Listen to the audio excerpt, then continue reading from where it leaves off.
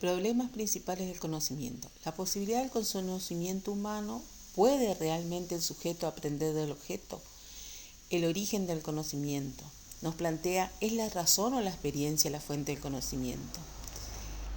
La esencia del conocimiento humano nos plantea que si es el objeto quien determina al sujeto o al revés. Y las formas del conocimiento humano nos plantea, ¿el conocimiento es racional o puede ser intuitivo? Para el criterio de verdad nos planteamos, ¿cómo sabemos que nuestro conocimiento es verdadero?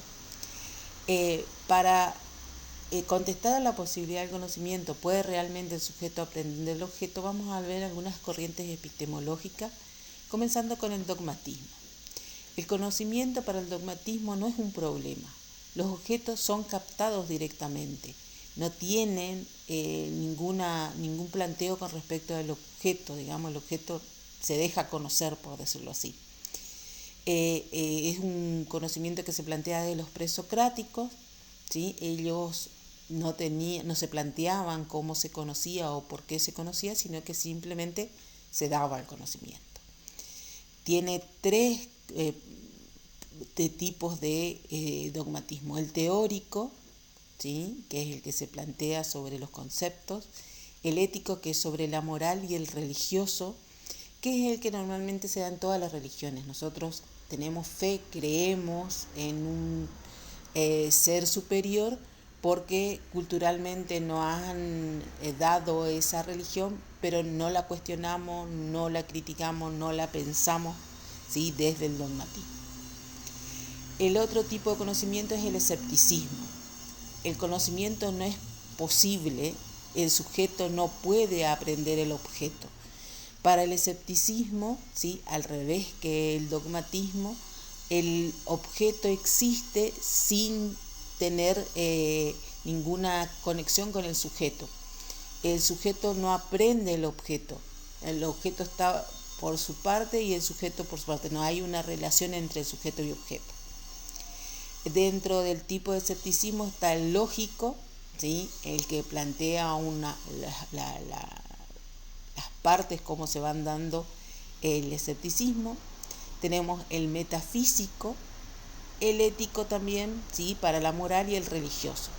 Recuerden que entonces el sujeto no aprende el objeto, sino que todo lo que se da desde el sujeto.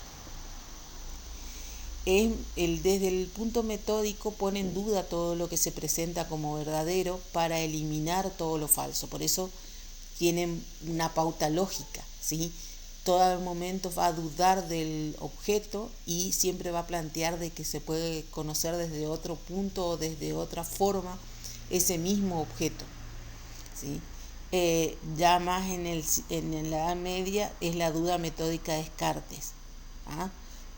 Solo sé que no sé nada, ¿sí? Y siempre duda de que si algo existe, por qué existe y desde qué punto de vista o desde qué punto del conocimiento existe.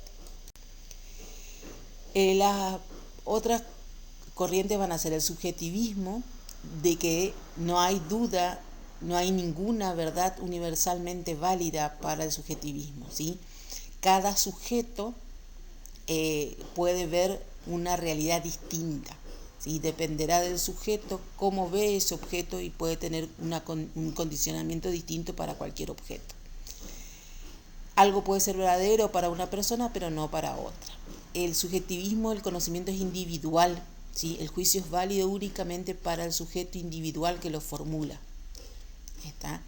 Y hay verdades supraindividuales, ¿sí? Hay un subjetivismo general, que hay verdades supraindividuales, por ejemplo, cuando algo es cultural, entonces ese conocimiento cultural, digamos, tiene un grupo de personas que tiene el mismo conocimiento subjetivo, ¿sí? Pero porque se da dentro de una comunidad. En tanto que el relativismo, toda verdad es relativa, tiene solo una validez limitada. El conocimiento es relativo a factores externos. ¿Cuáles serían esos factores externos que hacen al conocimiento relativo? El medio cultural y el tiempo, ¿sí? Lo que a lo mejor es válido en esta comunidad no es válida en otra, y lo que fue válido hace 200 años no es válido ahora, ¿sí? Por ejemplo, el lavado de manos, ¿sí? No se daba ni entre los médicos hasta el que se puso en tela de juicio, digamos, por Edelweiss, que era necesario que se laven las manos los médicos para no transferir enfermedades, digamos, de un paciente a otro. El pragmatismo dice que la verdad es significativa si es útil, o sea, aquello que va a ser verdadero, aquello que es útil para algún fin. La congruencia de los pensamientos con los fines prácticos del hombre, ¿sí? Tiene que haber entonces algo que sea práctico para el hombre para que ese pensamiento, digamos, sea útil. El conocimiento humano tiene sentido solamente en el campo de la práctica, ¿sí? Entonces, lo pone también en el lugar del sujeto al conocimiento, pero solamente para el conocimiento práctico. El criticismo une la confianza en cuanto al conocimiento humano en general, el dogmatismo, con la desconfianza hacia todo conocimiento determinado, que era el escepticismo. O sea, el criticismo lo que busca unir las dos corrientes, el dogmatismo y el escepticismo. Y entonces hace una conducta que es reflexiva y crítica, ¿sí? Reflexiva desde el escepticismo, ¿sí? Que pone en duda algo que al objeto a conocer, lo critica, pero a la vez ¿sí? Toma en cuenta el objeto. El escepticismo no tomaba en cuenta el objeto, solamente lo ponía en duda, pero no tomaba el objeto como fuente de conocimiento. ¿Sí? Uno de los referentes del criticismo es Immanuel Kant. Para el origen del conocimiento es la razón o la experiencia, la fuente del conocimiento, vamos a ver el racionalismo. Esta corriente dice que el pensamiento y la razón son la principal fuente del conocimiento. Entonces está anexado o la base de la matemática es el modelo de interpretación racionalista del conocimiento. Algunos referentes del racionalismo son Platón, que decía que el racionalismo trascendente o anamesis, todo conocimiento es una reminiscencia, los sentidos no pueden conducir nunca a un verdadero saber. O sea que el conocimiento no se daba solamente a partir de los sentidos, sino que teníamos como que un conocimiento que nos venía innato en nosotros, que venía de vidas anteriores que teníamos.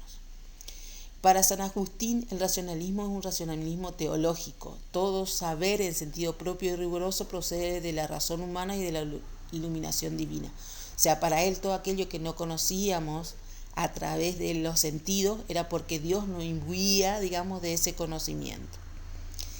Descartes, que es el otro referente, es del racionalismo inminente. Las ideas innatas, los conceptos fundamentales del conocimiento no proceden de la experiencia, sino de la razón. ¿Sí? Nosotros venimos, digamos, con algunos conocimientos innatos en nosotros, y esos conocimientos innatos, que hoy en día por ahí en algunos le llamamos experiencias previas, son los que hacen a el conocimiento para Descartes. La otra corriente es el empirismo. Para el empirismo el conocimiento procede de la experiencia, del contacto directo con la realidad, con el objeto. El espíritu humano está por naturaleza vacía. Según Hume, que era el creador de esta teoría, ¿sí?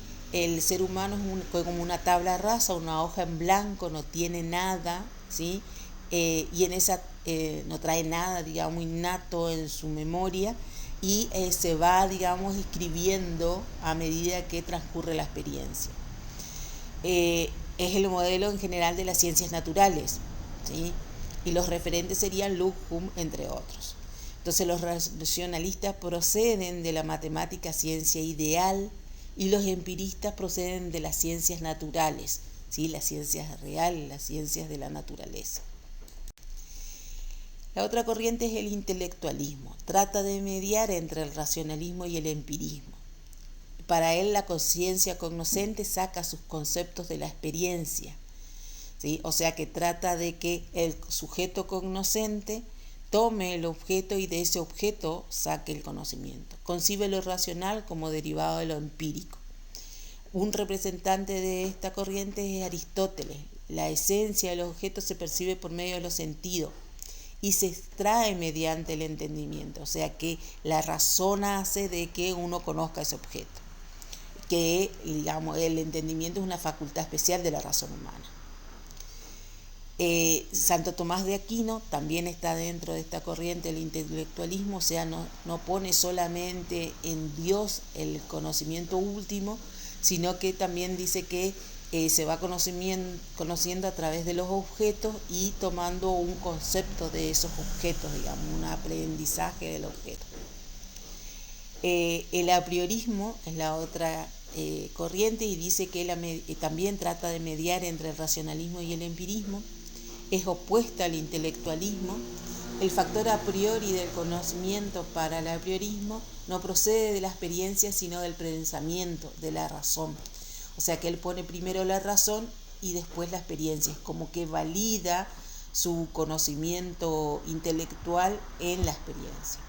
La razón imprime las formas a priori a la materia empírica y constituye los objetos de conocimiento para el apriorismo.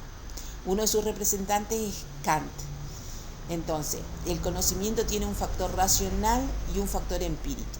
Para el intelectualismo se acerca más al empirismo, ¿sí?